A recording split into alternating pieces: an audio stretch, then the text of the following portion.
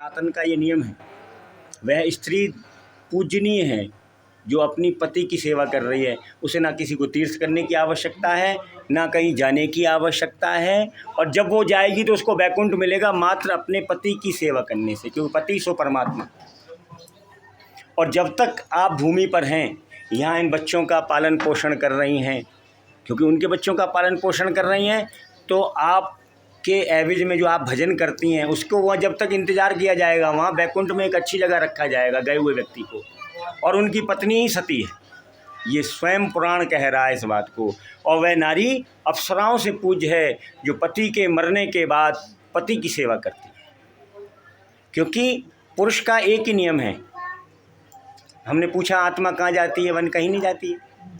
और संसार में, इस ब्रह्मांड में व्यक्ति सिर्फ अपनी पत्नी को प्रेम करता है। ये आत्मा सिर्फ पति के पास आती है, ये आत्मा सिर्फ पति के पास आती है, ऐसा उन्होंने कहा है।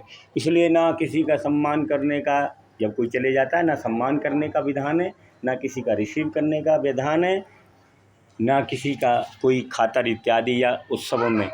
मैंने उस नारी को बहुत बड़ा दिखाया हमारे यहाँ, वही सती है। उसी को कहा वही सती है जो अपने मरने के बाद अपने पति की सेवा कर रही है। और वो वैकुंठ में जाती है, अप्सराएं उसको पूजती हैं। और फिर दोनों पति पत्नी इतने लंबे समय तक यहाँ भगवान के पास वैकुंठ में सुख भोग करके उनको एक अच्छे घर में जन्म दिया जाता है। ये इसका उत्तर है।